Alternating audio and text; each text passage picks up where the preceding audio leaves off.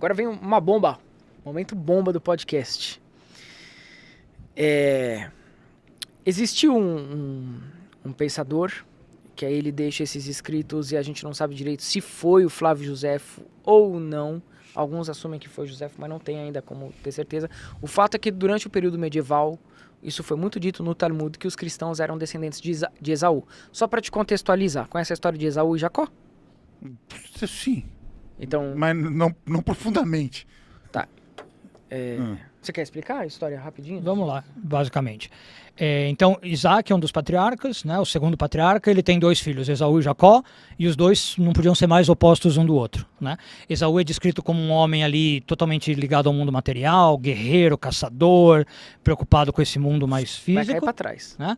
E Jacó, um homem bem mais pacato, que ficava em casa, lendo, estudando Torá, e, portanto, muito mais ligado até à mãe. A mãe era muito mais ligada a Jacó, e o pai, Isaac, era muito ligado mais a Esaú.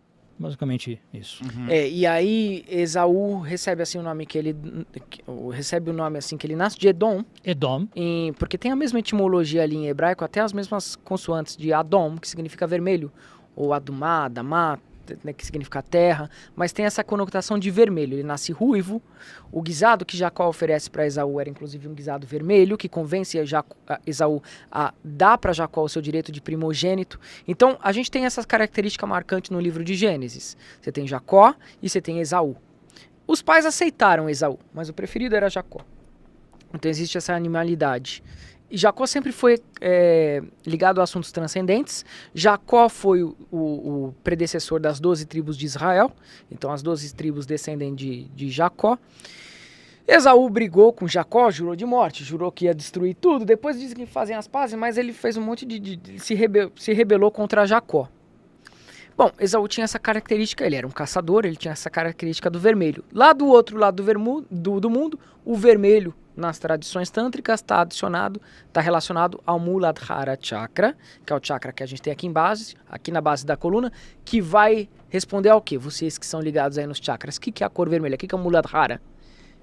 O chakra base. Instintos, né? Instintos, conquista, materialidade, posse, isso é o vermelho. Tá? Muladhara. Então o vermelho, em todas as culturas antigas, ele está associado a esse primeiro portal da consciência. Eu preciso ter, eu preciso comer, eu preciso sobreviver, eu preciso conquistar, eu preciso ter. E Esaú, então, é chamado de o ruivo, vermelho, Edom, que vem de Adom. Bom, o fato é que depois de muito tempo, isso aí já é depois na época de José. Tô esquecendo. Tá. E Esaú, então, funda os Edomitas, que são a região ali dos babilônicos e afins, né? Muito próximos aí dos assírios e daqueles povos ali mesopotâmicos que eram contra Israel, que por sua vez simbolizava as 12 tribos descendentes de Jacó. Jacó teve 12 filhos, enfim. Bom, Esaú, então, forma os babilônicos super idólatras não no sentido bom, se é que tem algum, mas idólatra no sentido de vamos brigar porque o meu Deus é maior que o seu. Inclusive eles viviam em guerra. Era fenício contra assírio, contra egípcio, contra Babilônia. O pau torava. E aí, depois de muitas gerações, a gente sabe que Jacó teve muitos filhos. E aí José, né, estava no Egito. Quando Jacó morre, o faraó libera ele para ver o pai. Exato. Ele vai até, isso está relatado na Torá, mas depois é explicado com mais afinidade no Talmud. Ele vai lá ver o velório do pai, e os filhos de Esaú tentam impedir Jacó de visitar o velório do pai. Aí já está no Talmud, já é um Midrashim. Isso é um Midrashim medieval. Aí o Jacó consegue... Não, é Esaú que consegue vencê-los? Não, peraí. O Rabino pode complementar a história se quiser. O José tá voltando o José, ver o Jacó. O José tá voltando para ver o Jacó. Os filhos de impede. Esaú tentam impedir. Isso.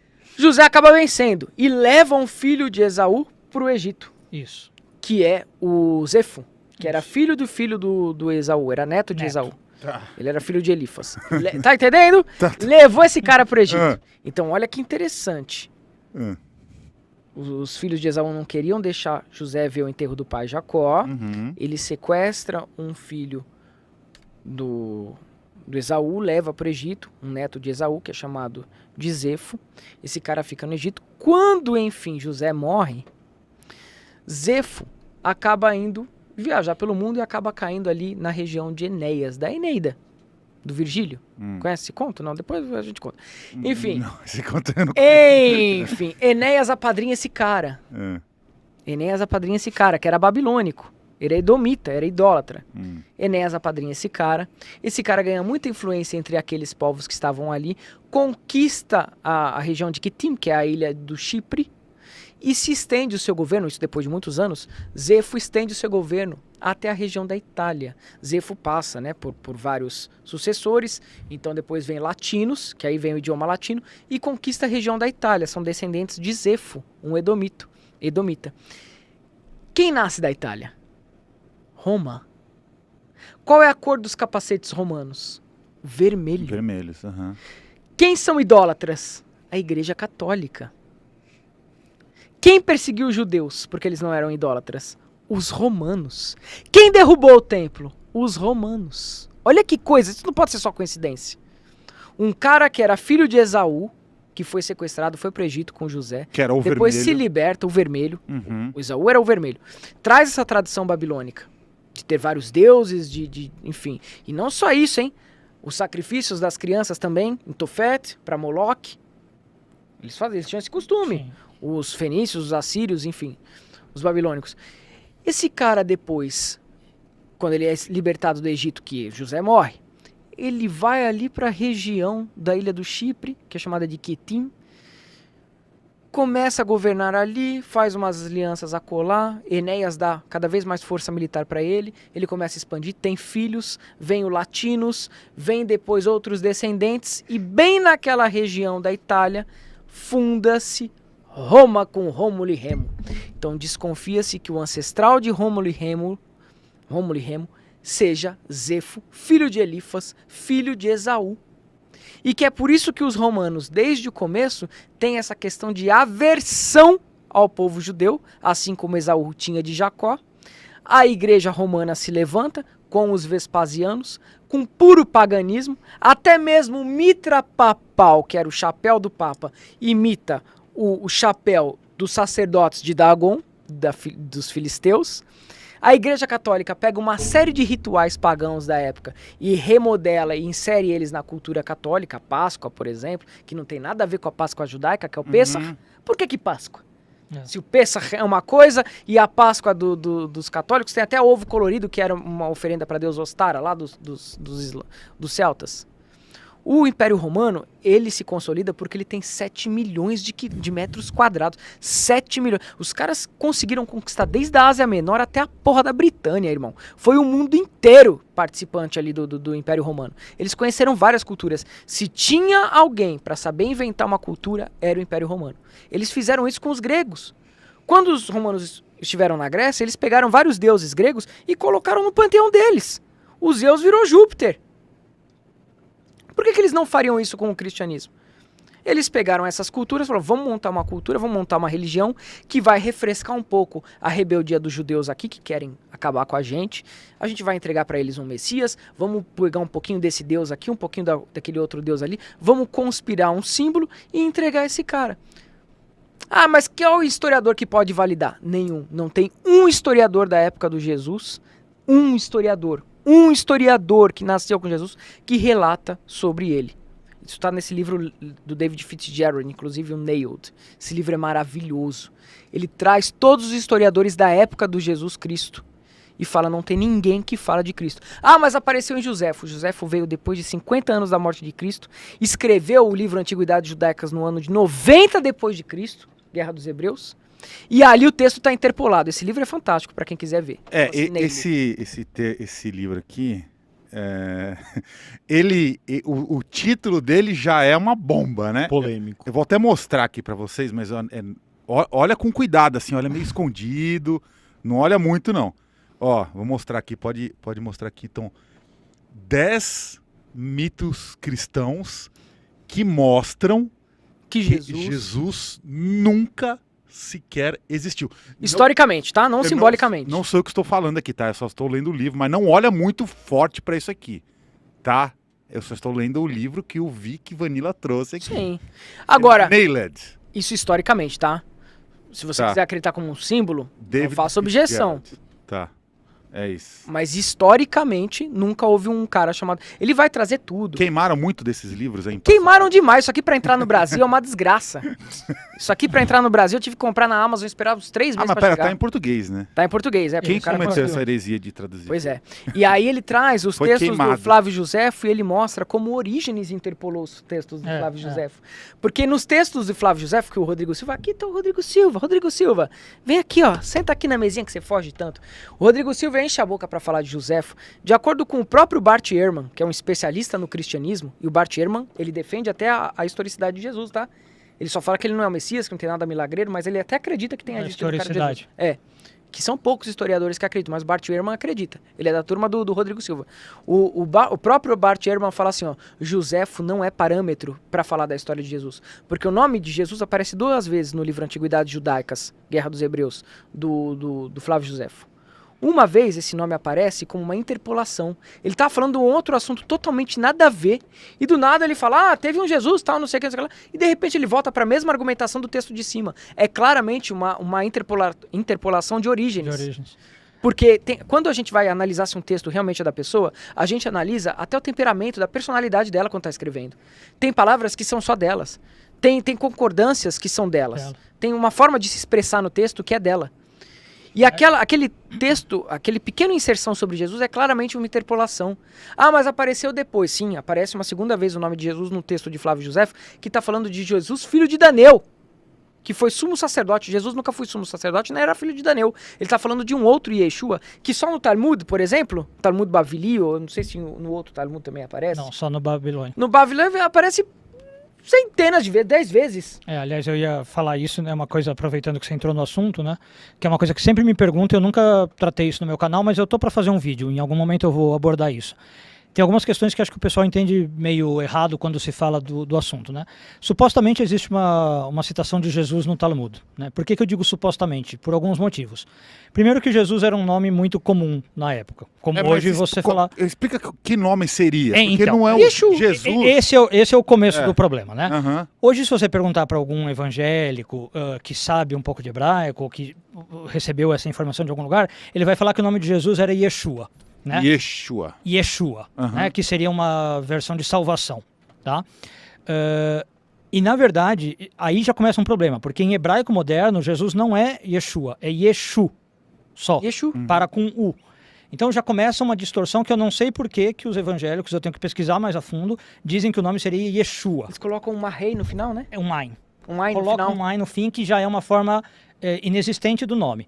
Você teria Yehoshua. Esse é um nome normal, que é Josué, por exemplo, descendente o sucessor de Moisés. Tá? Então o nome Yeshua não existe, não é um nome atestado. Né? Então você tem Yeshu, hoje no hebraico moderno, repito, se você for falar de Jesus, você fala Yeshu. Né? E esse é o nome que aparece no Talmud, tá? Que era um nome comum na época. Como era um nome comum, a gente não sabe se está falando do Jesus, supostamente Jesus histórico. Tá? Você poderia estar falando como, por exemplo, o José fez isso, o José fez aquilo, né? Um nome comum. E ali não há muita base para a gente saber se é esse Jesus, porque, por exemplo, lá aparece um Yeshu ben Pandira, filho de Pandira, ou Pandera, Pantera. Não Ben Yosef. Não, né? Ben Yosef, que seria o esperado, filho de José. Lá aparece Jesus, filho de Pandera, né? Aí tem algumas explicações que Pandera seria o oficial romano, enfim, vai todas umas brigas. A gente não tem como provar que ali seria o Jesus histórico. Né? Então tem um problema com o nome, tem um problema com as colocações históricas, tem os problemas com o Josefo, que o Vic está trazendo. Né? Então não dá para realmente falar desse problema histórico aí. E aí, recentemente aconteceu uma coisa, também muita gente me escreveu, mas de novo, agora eu vou só abordar brevemente e depois qualquer coisa eu faço um vídeo no meu canal. Teve uma carta, que acho que saiu há uns 2 meses, né? Eu acho que o Vic também ficou sabendo. Parece que 50 rabinos de Israel assinaram uma carta reconhecendo ali, falando da importância que Jesus teve nos laços entre judeus e cristãos. Forjado demais. A carta é nesse conteúdo. E a gente sabe que às vezes a mídia pega essas informações e deturpa, divulga um negócio de maneira sensacionalista. Né? Então, do jeito que venderam a informação, ficou parecendo assim, rabinos atestam que Jesus existiu e que Jesus é verdadeiro e que Jesus é o Messias. Não é nada disso, tá? O que esses rabinos estão fazendo é dentro de um diálogo religioso, exato, promovido pelo Papa, inclusive. Exatamente, que vem desde a época mais ou menos do João Paulo II, para quem lembra, né, o Karol Wojtyla, ali por volta de 82, 85. A relação entre judeus e cristãos sempre foi muito complicada, como o Vicky tem falado aqui, né? Principalmente por causa daquela ideia assim, os judeus mataram Jesus, né? Judeus mataram Deus. Eu não sei como dá pra matar alguém que nunca existiu, mas enfim. Os judeus mataram Deus. E pela primeira vez na história foi o Papa Karol Wojtyla, né? O João Paulo II, que falou que isso não devia ser dito, isso não devia ser ensinado, e ele fez uma bula papal falando sobre isso. Não vingou muito, ainda tem gente que acredita nisso, que, né, os judeus mataram Deus e tal, mas enfim, foi a primeira vez que isso aconteceu. E começou a haver uma aproximação entre judeus e cristãos, né? O Papa, inclusive, foi para Israel, depois de muito tempo que não havia um Papa em Israel, aquela famosa cena, ele beijava o chão, né? Onde ele ia, o Papa desceu do avião e beijou o chão, enfim. E dentro desse diálogo interreligioso, 50 rabinos escreveram uma carta falando o seguinte, que o Jesus simbólico traz conceitos muito importantes na aproximação com o judaísmo, porque esse Jesus representa paz, amor, fraternidade, companheirismo, né? Mas é só isso. Exatamente. E são crenças que o judaísmo também prega. Então a carta diz isso, né? Só que do jeito que ficou anunciado, ficou parecendo assim, 50 rabinos se converteram ao cristianismo. Não existe isso. Né? Não é o que aconteceu. São 50 rabinos ortodoxos, super sérios, eles não acreditam, eu posso afirmar, que Jesus é o Messias. Não é isso que eles estão falando. Tá? Eles só estão reconhecendo essa entendem a importância desse papel diálogo arquetípico dessa Cara, figura interreligiosa. Você matou tudo. Se o cristão se ocupasse do valor simbólico, como o budista se ocupa do valor simbólico de Buda, como o Vaishnava se ocupa do papel simbólico de Krishna, eu não teria problema nenhum. O problema está numa sociedade que quer implementar, inclusive numa cultura judaica, porque eles vão para Israel tentar pregar e eles tomam pedrada lá, porque tá certíssimo. Como é que você invade um lugar que eles evitam ao máximo esse tipo de coisa, cara? E você quer passar por cima de uma cultura de um povo, chegar lá pregando. Essa semana eu vi 2 missionárias lá em Israel pregando o nome de Jesus lá no meio da praça pública. Pô, deixa a mulher entrar no país, que é um país judaico, de identidade judaica. Sabe?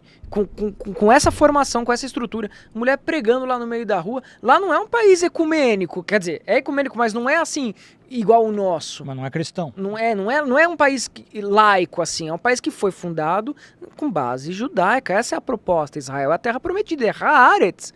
Aí a mulher entra lá, quer passar por cima de toda essa cultura e pregar em praça pública. Molecada de 7, 8 anos. Escolhe a pedrada. Não, mas peraí, não eram pedradas físicas, tá? Não, era pedregulhos. Não eram pedradas físicas, é o sentido figurado. Não é figurado, não. Não, eu acho que tem aí um pouco de intolerância, também não precisava, né, esse tipo de pedrada. Mas é perigoso, Yair, é perigoso porque senão vira um Brasil. É perigoso, tira a identidade de um povo. O cristianismo fez isso com os indígenas, olha o que virou. Fez isso com os africanos, olha o que virou. A África passa fome até hoje, é cristã. Entende? É muito perigoso você chegar com esse discurso de eu posso aqui pregar das minhas coisas. Cara, se ela tivesse feito uma igreja, prega lá dentro, mas em praça pública, cara. Isso concordo. Eu achei uma afronte, a molecada se revoltou, molecada de 7, 8 anos e tal. Botou pra correr, viralizou o vídeo na internet. Olha como são intolerantes. Não, você não tá na tua casa. Na tua casa você faz o que você quiser, na casa dos outros você se comporta. Se eu, por exemplo, hoje vou para um país muçulmano, eu não vou chegar lá, gente, olha como eu sou vida louca, olha o que eu faço aqui. Não. Inclusive achei um péssimo gosto o Neymar entrar lá, fazendo o sinal da cruz lá no meio da Arábia. Lá. O que ele quer com isso, cara? O que ele quer provocar? Quer falar o quê? Você entende? Eu acho que se você tá entrando numa nação que tem uma religiosidade ali, você não precisa concordar. Você vai lá na tua casa, lá no hotel que você tá, e você pratica o culto que você quiser. Mas em praça pública, ficar desafiando o local, impondo. Porra, o cristão perseguiu o judeu pra caramba, até hoje persegue, até hoje se deixar, isso aqui volta a estaca zero, isso aqui volta a uma Idade Média. Por pouco não voltou. Sabe? Então eu vejo que tá tendo esse diálogo interreligioso, isso é muito bom, mas às vezes eu acho que o excesso desse diálogo, e aí é muito perigoso. Porque se você tem um diálogo interreligioso, por exemplo, de um judeu com um budista, legal, porque os dois sabem se colocar, são duas criaturas muito educadas. Agora, um judeu com um crente que fica batendo Bíblia na Praça da Sé e xingando todo mundo, não tem como ter diálogo interreligioso. Eu ia falar isso. Eu acho que a questão não é só isso. Se tem os extremos ou não tem extremos, né? E isso entra quando você falou aí também de, por exemplo, muçulmanos ou não, quando mistura Estado e religião, né? Então tem gente que fala assim, nunca dá certo o Estado com religião. Eu acho que depende do caso. Depende do caso. Eu acho que tem estados muçulmanos que dá muito certo e estados muçulmanos que vão dar muito errado. Depende se vai ser um extremismo ou não. Se serve pro povo ou não. Exatamente, né? Então, eu acho que dá para você ter um Estado religioso super democrático e que aceita, por exemplo, o Estado de Israel é judaico e democrático. Né? Agora, se subir um governo extremamente extremista e aí que não aceita outras religiões, eu acho que já não é para ser assim. Você sabia que o Estado judaico é onde tem uma das maiores concentrações de população LGBT do mundo? Uhum. Os crentes aqui ficam doidos, porque eles não entendem isso de Israel. Tem uma das maiores paradas gays do mundo. Maiores paradas gays do mundo. No Oriente Médio, o aborto é legalizado, a política de drogas é totalmente diferente. Agora a maconha tá liberada. E é Israel, cara. E é Israel, continua sendo judaico. um Estado judaico e religioso. Dá para você conceber isso? É isso que eu imagino. Dá para conceber Estado e religião sem extremismos, né? Uhum. Eu sei que não é fácil. Claro que tem rusgas o tempo inteiro. Não é fácil quando a sua religião precisa martirizar, precisa sufocar minorias para se validar. Aí não é fácil. Não dá para ser extremista, né? Tem que ter a abertura para diálogo, claro. Mas acho que é possível chegar num caminho do meio. Muito bom.